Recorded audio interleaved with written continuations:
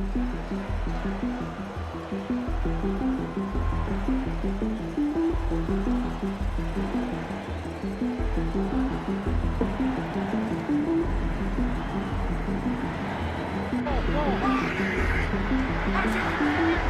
comes the blitz. This is what happened to Alex Smith. Yeah, I felt my leg go fuzzy and looked down, and obviously my leg's, not aligned.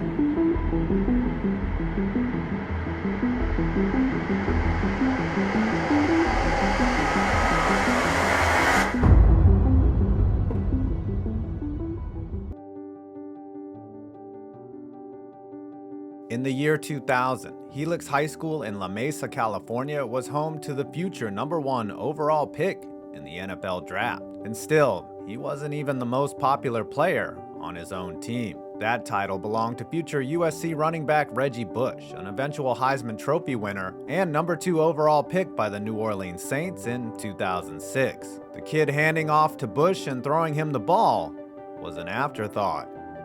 Alex Smith would have to get used to being overshadowed. It was a sign of things to come. Despite posting the highest completion percentage in San Diego CIF history and throwing for 6 touchdowns in a single game, this kid received just 2 offers to play college football. One from the University of Louisville, where his uncle was head coach, and another from 2 states over. Smith turned down Louisville's offer to avoid any charges of nepotism, a stigma he had already faced in high school. The belief was his father, who was the principal at La Mesa, was the only reason he was the team's starting quarterback. With Louisville off the board, that left just a single team that offered him a scholarship, the Utah Utes, an underperforming Mountain West team. Smith was promised playing time by Utah's coaching staff, even told to forego his redshirt designation, all for just 7 plays his first year. Smith's first action at Utah was disastrous, throwing a pair of interceptions in a brief cameo. 1 year of eligibility already gone. He had just 3 seasons left. It would turn out he needed only 2. In 2003, Utah hired a little-known coach by the name of Urban Meyer to turn around their fledgling program. Meyer had just turned Bowling Green into a winner, and he was ready to do the same in Utah. But he wasn't sold on his quarterback. Alex was just a slow developer. He was a real skinny guy. We got there. I didn't know if he could play or not. I remember the first time Dan Mullen and I watched him go through our bag drills, and we just had concern because we wanted an athletic quarterback back there. Athleticism?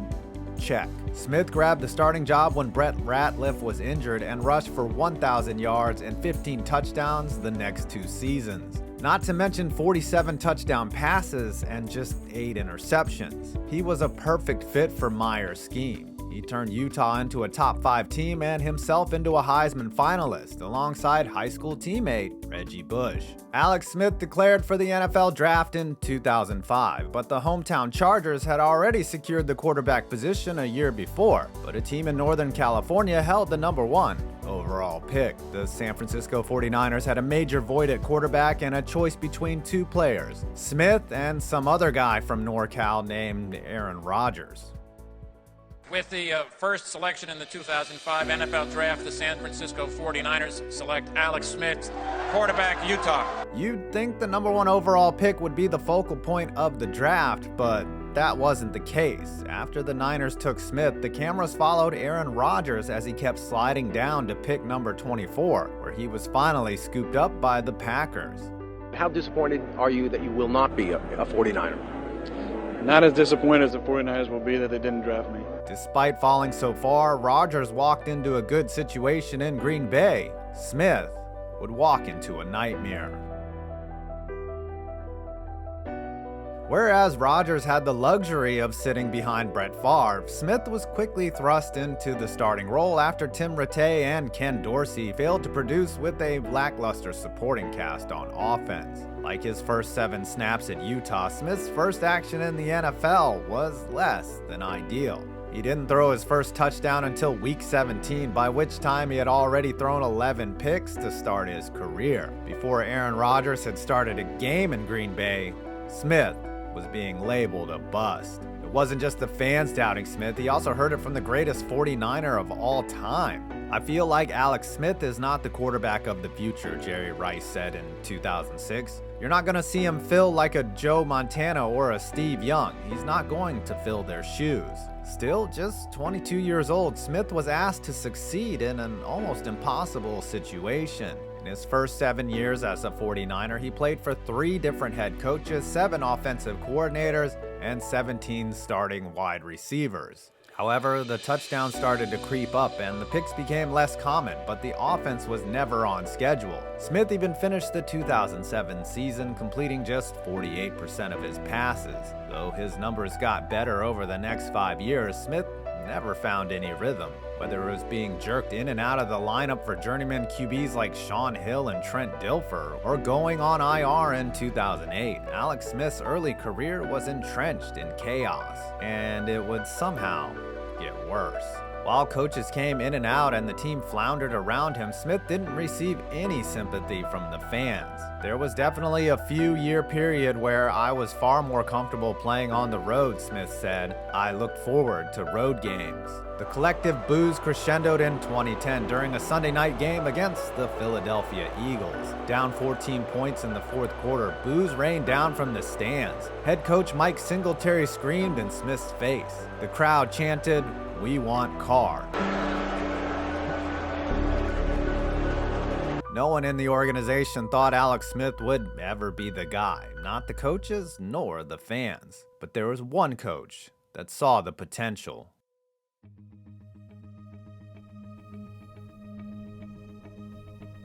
Title game. Take a look at your highlights. Seems like a long time ago, Jim Harbaugh getting Alex Smith ready. I guess the things that I wanted to know, if you're boiled down to one thing, was, did he want to start? 49ers coach Jim Harbaugh said. Did he want to be in the fire, or did he want to wear the ball cap backwards and back up somewhere? No one would have blamed Smith for folding after the abuse he received from the fans and his coaches. He could have given up and accepted an easier life holding a clipboard, trading in his helmet for that backwards cap. But he answered the call. It just took a little bit of confidence for Alex Smith to become the guy. Behind a stellar defense and dominant running game, Smith led the 49ers with efficiency, leaving behind his former erratic play in favor of the NFL's lowest interception rate, his first 3,000-yard season, and a league best 5 fourth-quarter comebacks as the Niners won 13 games overall and reached the playoffs for the first time in a decade. And in the biggest game of Smith's career, he came up clutch. 14. Smith on 3rd and 3. He throws to the end zone, and the catch is made by Brian Davis for a Niners touchdown. The crowd that had booed him relentlessly just a year before lost their minds as Smith went toe-to-toe with Drew Brees in the NFC divisional round, throwing the game-winning pass with 9 seconds left on the clock. After nearly being discarded, Smith was a game away from the Super Bowl. And though he came up short against the Giants, Smith felt like he had finally won over the city of San Francisco. But you know what the NFL stands for, right?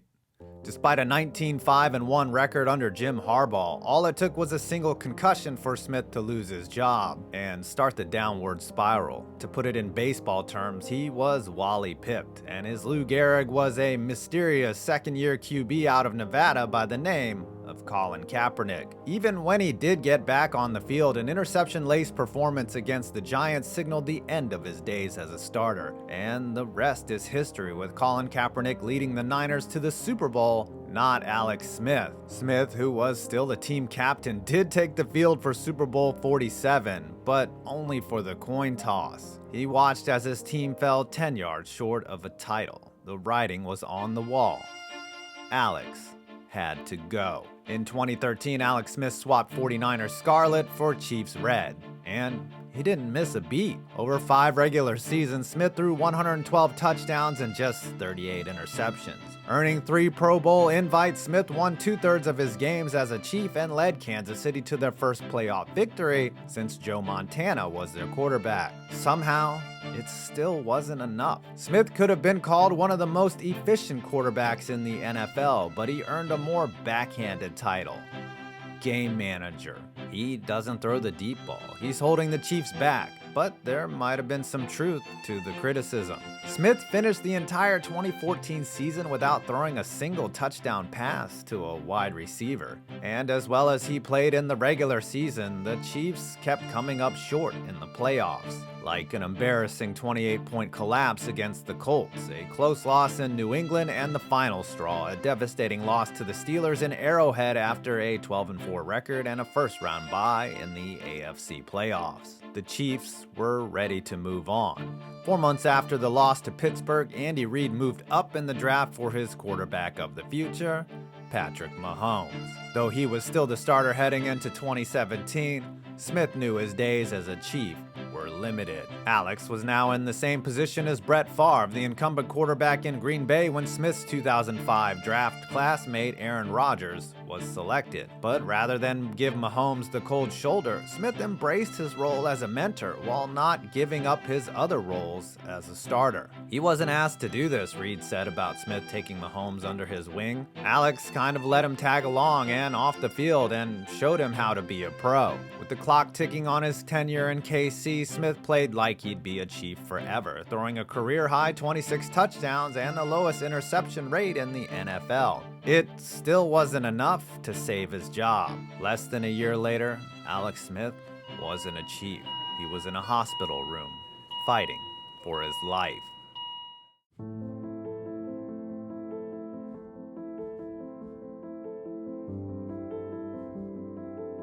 Washington's team physician, Dr. Robin West, summed up the dire situation. We're going to do the best we can, and right now our first priority is we're going to save his life, and then we're going to do our best to save his leg. And anything beyond that is a miracle. When Kareem Jackson and J.J. Watt converged on him, Smith suffered a spiral and compound fracture in his tibia and fibula in his right leg. After initial surgery, his leg was being attacked by a flesh-eating bacteria that threatened to take not only a limb, but his whole life. It would take 17 surgeries. For 9 months, the former #1 overall pick was in a hospital bed. And when he did get back on his feet, his leg was protected by an external fixation device to keep his leg bones in the right place.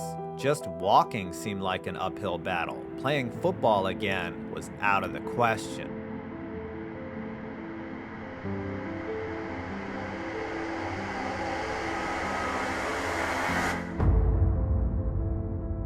On July 24, 2020, Alex Smith walked out onto FedEx Field in Washington. The last time he was there, he came off the field on a cart. Now, he was walking without support. More than a year and a half removed from one of the scariest injuries in NFL history, Smith was ready. For me, it's taking on that challenge, Smith said. I don't think it's something I could walk away from and be able to sleep at night if I did. Smith was cleared to play by the Washington team doctors. It had been so long since Smith had played that his team had changed names. He wore a new logo on his helmet. He was now a member of the football team, and when quarterback Kyle Allen went down, Smith got to be a football player again. Now 693 days later, here he is coming back on an NFL football field. It was hard not to wince anytime Smith was hit, but even harder not to admire his toughness. Cast off by 2 teams already, an arduous recovery after a life-threatening injury, Alex Smith rose to the occasion.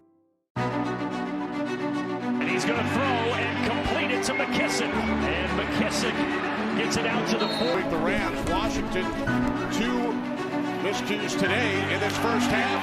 Catch is made by Cam Sims from the 32. Smith with time on first down. The pass is caught, and then McLaurin breaks free. Terry McLaurin will take it all the way. Detroit breaks 4. Smith up the left side. Terry McLaurin makes the catch. First down, Washington. Goes through his reads towards the end zone. It's called touchdown. Steven Sims. Blitz is coming. Smith under pressure going into. He's got it. Touchdown, Logan Thomas. And Washington an extra point away from tying. In his first start since 2018, Smith threw for 390 yards against the Lions. Though the outing was spoiled in the last minute, it was a milestone, solidifying the greatest comeback the NFL had ever seen. Everything else was house money. A win on national TV to hand the undefeated Steelers their first loss of the season, and then 2 more wins before Smith suffered a minor injury to the same leg. Though he was healthy by week 17 to clinch an NFC East title for Washington, the team opted to start Taylor Heineke in their wildcard matchup with the Bucs. The comeback player of the year watched from the bench. Once again, nobody wanted this guy. When I decided to come back, I definitely threw a wrench in the team's plan, Smith told GQ after the season. They didn't see it, didn't want me to be there, didn't want me to be a part of it, didn't want me to be on the team or the roster, didn't want to give me a chance. There were no hard feelings towards Washington, but it was clear Smith wouldn't be returning to DC, a notion that was confirmed when the team released him on March 5th.